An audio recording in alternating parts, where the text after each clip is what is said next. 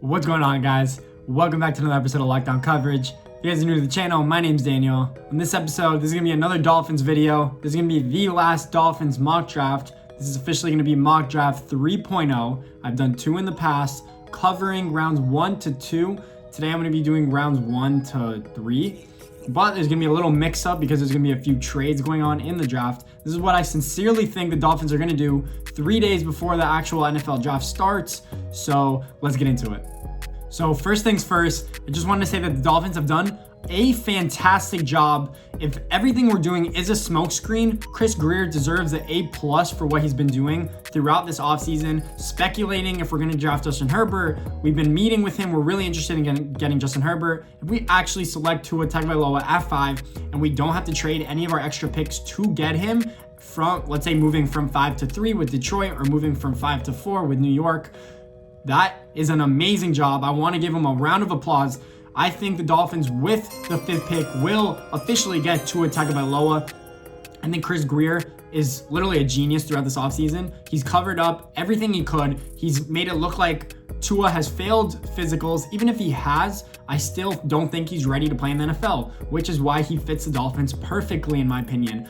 Even though I wouldn't trade up picks for him because he's too risky of a pick, I still think that he could develop into a franchise quarterback, which kind of makes sense, but he just needs a year of rest, I would say. So let him sit behind Ryan Fitzpatrick. I think the Dolphins will actually select Tua with the 5th pick.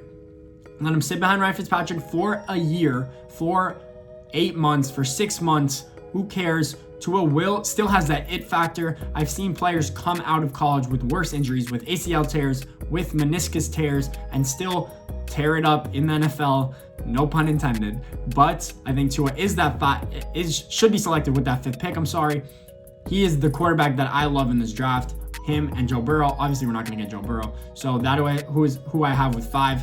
With the 18th pick, I have the Dolphins officially trading that pick in the top 10. I think Jacksonville, there has been reports that Jacksonville is officially cited that they've wanted to be focused on gathering more picks, focusing on the 2021 draft, getting Trevor Lawrence. They're basically going to be the next team that tanks for a quarterback, which I honestly hate, but I'm not going to get into that right now.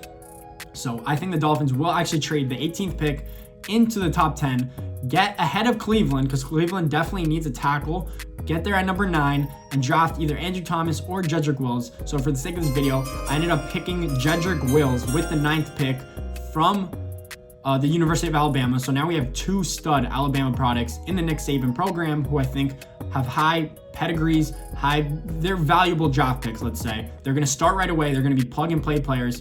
Not Tua, obviously, because he's coming off injury, but Jedrick Wills is going to be one of the top tackles, I think. Only allowed 1 sack all of last year, 1 in college football. Alabama did play a considerable amount of good teams, so I would give that to him. We fill in a huge hole at the offensive line, and then I think we do trade let's say, a 2nd-round pick from 2021 and the 70th pick in this year's draft. So I won't be covering the 3rd round because that is the only 3rd-round pick that we do have is that 70th pick. We might be able to trade into the 3rd round because we have a lot of 5ths, a lot of 6th, a lot of 7th-round picks. So maybe instead of drafting so many players, we could move back into the 3rd round, get more value for players that could be plug-and-play players.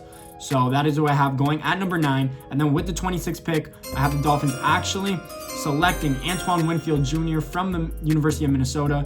Dad, Antoine Winfield Sr. was amazing cornerback for the Minnesota Vikings. That is why he went to Minnesota. Makes sense. Antoine Winfield is a perfect free safety for the Dolphins. I don't think Bobby McCain fits that role good enough. I think he's a good to average safety. I think he's a stud, maybe top 5 nickel corner in the NFL. So if you have Byron Jones, Xavier Howard, and Bobby McCain all playing corner, and then we have Antoine Winfield Jr.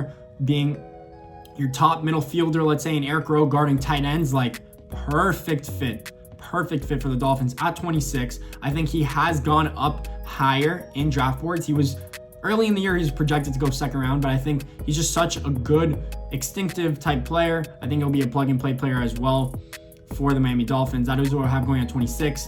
At 39, if this is possible, I don't know if teams will reach. I'm sure there's teams that reach every year, so I'm sure, or I wouldn't be surprised if he's not there, but I have Austin Jackson from the University of USC. I think that if he's there, we definitely need to draft him. People are considering taking him at pick 26. I think he's raw. He's a good tackle. He can move inside at guard for the first year that he plays, I would say.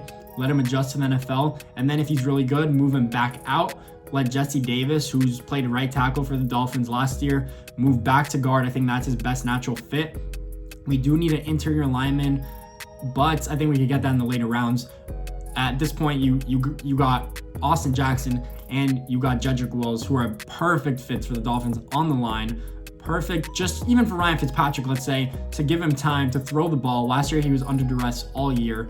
That is what we need to do. We need to draft, let's say, one skill position that we need on defense, and then the rest fulfilled in offensive line. Don't pick a wide receiver if he's there. I don't care if it's a good pick, if it's good value. We need offensive linemen. So I'm making my point clear right now that you need to protect your quarterback. We also need defensive tackles. I think we can get that later in free agency, maybe get a pick or two. Maybe get a late pick in the draft like we did with Devon Godshaw. Great picks that we did there. And then with the 56th pick, I actually have the Dolphins getting Jonathan Taylor from the University of Wisconsin. I think one running back will slip, whether it's Clyde Edwards-Helaire, whether it's DeAndre Swift. I think Jonathan Taylor will slip because he doesn't fit the type of modern day running back that most of these running backs do fit, which is being a third down back and catching out of the backfield. He still could do that. I'm not saying he can't. I'm just saying that is not his strengths. You want to build a team around a player's strengths. You don't want to draft them and make them do other things, aka Dion Jordan that we picked with the 3rd overall pick. We made him play linebacker when he was a natural defensive end, but that was a while ago. So I think Jonathan Taylor is a really good running back. Him and Jordan Howard will be perfect 1-2 punch for the Dolphins.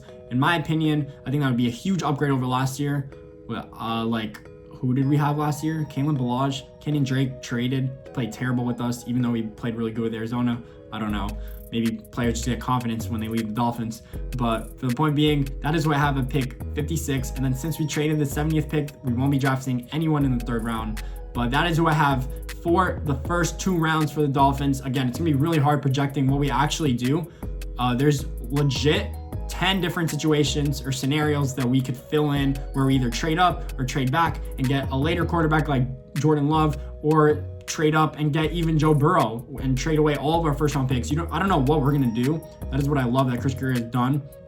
And then I keep emphasizing is that you need to keep your draft boards secret until the start of the draft. You don't want anyone to know what your plan is, especially with these mock drafts that they're doing online now that they're not going to be able to be there in person. So if you guys like this video, please make sure to leave a thumbs up and subscribe. I'd really appreciate it. More Dolphins stuff. I'm going to be doing a post-draft analysis of who we actually drafted after the NFL draft. And then of course, I'm going to be doing a mock draft for the top 20 teams 1 through 20 on my next video. So stay tuned, guys. Appreciate it.